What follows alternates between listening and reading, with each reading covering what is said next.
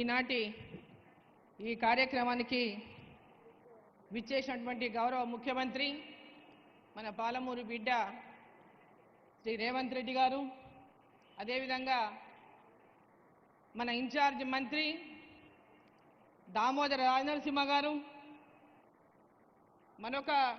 మన జిల్లా మంత్రులు జూపల్లి కృష్ణారావు గారు, శ్రీహరి గారు, అదేవిధంగా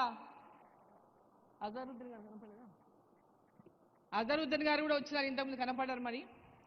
మరి వేదిక మీద ఉన్నటువంటి మరొక పార్లమెంట్ సభ్యుడు, నాగర్ కర్నూలు పార్లమెంట్ సభ్యుడు మల్లు రవి గారు, స్థానిక శాసనసభ్యులు ఎన్ఎం శ్రీనివాసరెడ్డి గారు, జడ్చల్ల శాసనసభ్యులు అనిరుద్ రెడ్డి గారు, ఉమ్మడి జిల్లా నుంచి విచ్చేసినటువంటి శాసనసభ్యులకు, శాసన మండలి సభ్యులకు, వేదిక మీదటువంటి పెద్దలకు, వేదిక ముందున్నటువంటి అక్క చెల్లెళ్లకు, అన్న తమ్ములకు, మీడియా మిత్రులకు అందరికీ కూడా నా యొక్క నమస్కారాలు తెలియజేస్తా ఉన్నాను. ఈరోజు పాలమూరు జిల్లా యొక్క అభివృద్ధి లక్ష్యంగా మన పాలమూరు బిడ్డగా ఈ రాష్ట్రానికి ముఖ్యమంత్రిగా ఉన్నటువంటి రేవంత్ రెడ్డి గారి మీద ఒక పెద్ద బాధ్యత ఉంది మన పాలమూరు యొక్క అభివృద్ధి పైన.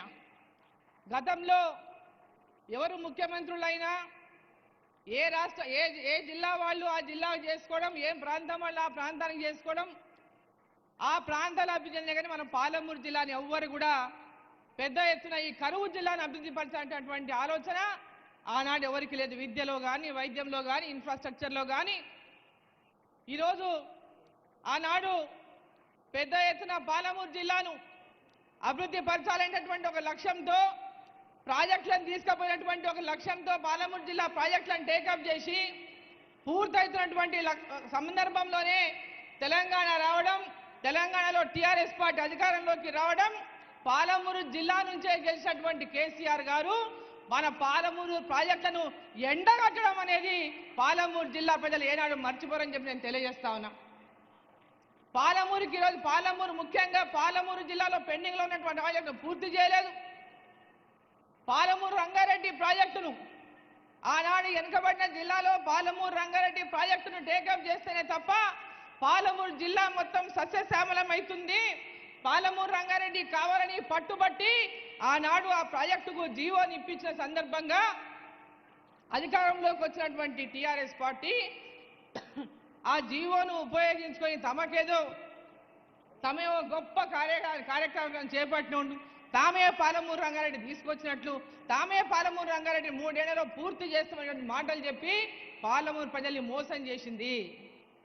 ఈరోజు పాలమూరు జిల్లాలో రేవంత్ రెడ్డి గారిని వేదిక మీద కొడతా ఉన్న ముఖ్యమంత్రి గారిని ఈ పాలమూరు రంగారెడ్డి ప్రాజెక్టును ఖచ్చితంగా అదే దూరాల నుంచి టేకప్ చేయండి.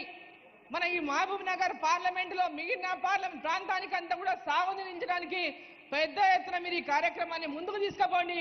కేంద్ర ప్రభుత్వం ద్వారా కూడా తప్పకుండా నా సహాయ సహకారాలు అందించడానికి కేంద్రం దృష్టి కూడా తీసుకెళ్తామని ఈ సందర్భంగా నేను తెలియజేస్తా ఉన్నా. అదేవిధంగా ఈరోజు అభివృద్ధి విషయంలోకి వస్తే కేంద్ర రాష్ట్ర ప్రభుత్వాల యొక్క రెండు కలిసి ఆ నిధులను ఉపయోగించుకున్నప్పుడే మన రాష్ట్రం ఇలా అభివృద్ధి చెందుతుంది. రేవంత్ రెడ్డి గారు ప్రధానమంత్రి దగ్గరికి వెళ్ళి తెలంగాణ రాష్ట్రం యొక్క అప్పులు, అవసరాలు, అభివృద్ధి గురించి మరి కేంద్రంలో ఉన్నటువంటి నరేంద్ర మోదీ గారికి అనేక మంది కేంద్ర మంత్రులకు విషయాలు తెలియజేసి పెద్ద ఎత్తున కేంద్ర రాష్ట్ర ప్రభుత్వాల షేర్ ఉన్నటువంటి ప్రాజెక్టులపైన మనం ఫోకస్ చేయాలి. ఆ షేర్కి సంబంధించి రాష్ట్ర ప్రభుత్వం కూడా షేర్ ఇవ్వడానికి సిద్ధంగా ఉంది. ఈ రెండు కేంద్ర రాష్ట్ర ప్రభుత్వాల యొక్క షేర్తో మన యొక్క జిల్లాను, రాష్ట్రాన్ని అభివృద్ధి చేసుకునే లక్ష్యంతో అయితే ముందుకు పోతున్నారో ఆ లక్ష్యంతోనే ఈరోజు కేంద్ర ప్రభుత్వం తెలంగాణలో వేరే పార్టీల అధికారంలో ఉన్నటువంటి విషయాన్ని కూడా ఆలోచన చేయకుండా దేశమంతా అభివృద్ధి చెందాలని వికసిత్ భారత్ లక్ష్యంతో 2047 కల్లా భారతదేశం ప్రపంచంలోకెల్లా వికసిత భారత్గా ముందుకెళ్లాలని, అభివృద్ధి చెందాలనే లక్ష్యంతో నరేంద్ర మోదీ గారి యొక్క లక్ష్యాన్ని మరి తెలంగాణలో కూడా ఈరోజు నిధులు ఇస్తూ, ముఖ్యంగా మన మున్సిపాలిటీకి కానీ, ఈరోజు రోడ్లు కానీ, ఈరోజు హైవేలు కానీ, నేషనల్ హైవేలు కానీ నేషనల్ హైవేలు కానీ రోడ్లు మనకు మహబూబ్ నగర్కి బైపాస్ శాంక్షన్ చేయించుకున్నాం, జడ్చర్లకు బైపాస్ శాంక్షన్ చేయించుకున్నాం.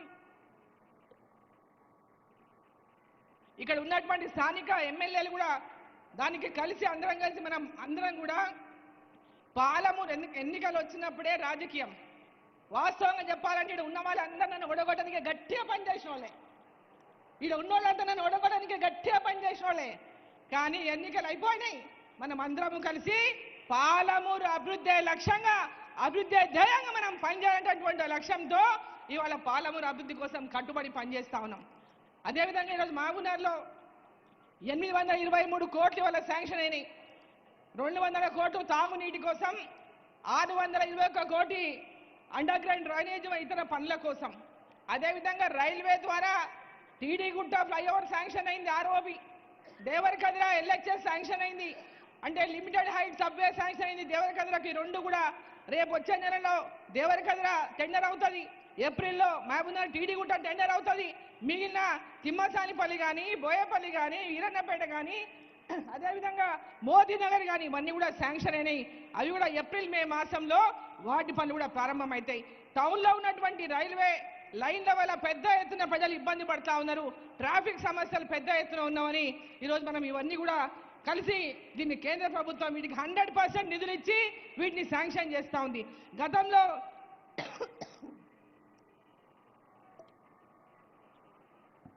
రైల్వే ఓవర్ బ్రిడ్జ్లు కట్టాలన్నా, ఆర్యూబీలు కావాలన్నా స్టేట్ గవర్నమెంట్ షేర్ ఇచ్చేది. ఆ షేర్ ఇవ్వకపోవడం వల్ల గతంలో ఆ పనులన్నీ కూడా మధ్యలో నిలిచిపోయి పైన బ్రిడ్జులు ఏలాడుతున్నాయి. అటువంటి పరిస్థితి రావద్దని కేంద్రం 100% నిధులు వాటికి ఇచ్చి అలా పనుల్ని టేకప్ చేస్తూ ఉందని చెప్పి సందర్భంగా నేను తెలియజేస్తా ఉన్నా. ఈరోజు ఒక్క మహబూబ్నగర్ దేవరకద్రనే కాదు, జిల్లా వ్యాప్తంగా ఉన్నటువంటి ఈరోజు ఆర్ఓబీలు కానీ, ఆర్యూబీలు కానీ ఇవన్నీ కూడా ఇవాళ తీసుకోవడం జరుగుతుంది. జిల్లా అభివృద్ధి ధ్యేయంగా విద్యాపరంగా ఇవాళ ఇంటిగ్రేటెడ్ స్కూల్స్ని ముఖ్యమంత్రి గారు అనౌన్స్ చేసిండ్రు. ఇది పెద్ద ఎత్తున చాలా ఇంటిగ్రేటెడ్ అనేది ఒక మంచి ఆలోచన. గురుకుల పాఠశాలలు ఏవైతే గతంలో టీఆర్ఎస్ పార్టీలో ఉన్నప్పుడు ఓపెన్ చేసినారో ఒక్కదానికి కూడా బిల్డింగ్ లేదు. వాటి బిల్డింగ్ లేక గ్రామీణ ప్రాంతాల్లో ఉన్నటువంటి పిల్లలు ఆ ఉన్నటువంటి ఫెసిలిటీస్ సరిగ్గా లేక చాలా ఇబ్బందుల్లో ఉన్నారు. వాటి భవనాల గురించి కూడా మనం ఆలోచన చేయాల్సినటువంటి అవసరం ఉందని చెప్పి ఈ సందర్భంగా నేను తెలియజేస్తా ఉన్నా. ఈరోజు మహబూబ్ నగర్లో పాలమూరు యూనివర్సిటీకి కూడా కేంద్ర ప్రభుత్వం ద్వారా 120 కోట్లు, అంటే 120 కోట్లు శాంక్షన్ అయిన సందర్భంగా దాంట్లో భాగంగా ఇవాళ లా కాలేజ్ బిల్డింగ్ శంకుస్థాపన చేసుకున్నాం, అక్కడ ఇంజనీరింగ్ బిల్డింగ్ శంకుస్థాపన చేసుకున్నాం, ఇతర అనేక భవనాలు, హాస్టల్, గర్ల్స్ హాస్టళ్ళు, ఇతర ఇన్ఫ్రాస్ట్రక్చర్ కూడా అక్కడ డెవలప్మెంట్ చేసుకుంటున్నాం. కాబట్టి ఈరోజు కేంద్ర రాష్ట్ర ప్రభుత్వాల యొక్క ఈ యొక్క అభివృద్ధి పైన పెద్ద ఎత్తున మరి దృష్టి పెట్టి కేంద్ర ప్రభుత్వ నిధులకు మన రాష్ట్ర ప్రభుత్వ నిధులను మ్యాచింగ్ చేసుకుంటూ ఎక్కడ కూడా పథకాలు ల్యాబ్స్ కాకుండా పూర్తి స్థాయిలో ఉపయోగించుకోవాలని ముఖ్యమంత్రి గారిని వేదిక ద్వారా కోరుతూ, మరి మహబూబ్నగర్లో ఇంకొక ముఖ్య విషయం, పాలమూరు జిల్లాలో రోడ్ల పరిస్థితి చాలా అధ్వానంగా ఉంది. ముఖ్యమంత్రి గారిని కోరుతున్నా, అదేవిధంగా రాష్ట్రంలో ఇతర జిల్లాలో ఉన్న మంత్రులను కోరుతున్నా, మా జిల్లా మీద దగ్గర ప్రేమ గురిపియండి. మా ముఖ్యమంత్రి గారు ఈ జిల్లా నుంచి కాబట్టి ప్రజలకు పెద్ద ఎత్తున ఆశలు ఉన్నాయి.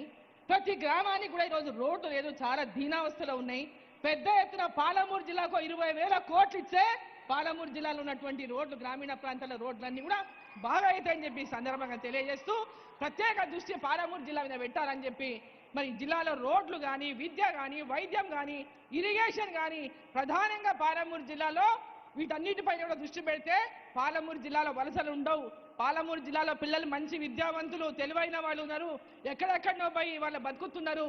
వాళ్ళంతా కూడా మంచి విద్యావంతులై ఉన్నత చదువులు చదువుకొని ఉన్నత స్థానాల్లో ఉండి ఐఏఎస్ కావచ్చు, ఐపీఎస్ కావచ్చు, సైంటిస్ట్ కావచ్చు, రాజకీయంలో కావచ్చు, ఎవరు ఏ లక్ష్యాన్ని అనుకుంటారో ఆ లక్ష్యంలో ముందుకెళ్ళడానికి అవకాశం ఉంటుంది. కాబట్టి మీకు వచ్చిన ఈ అవకాశాన్ని 100కి 100 ఉపయోగించుకోవాలని చెప్పి మరి రేవంత్ రెడ్డి గారిని, ముఖ్యమంత్రి గారిని సందర్భంగా కోరుకుంటూ, భారత్ మాతాకి. ధన్యవాదాలు మేడం. గౌరవనీయులు గవినోళ్ళ మధుసూదన్ రెడ్డి గారు, దేవరకద్ర ఎమ్మెల్యే.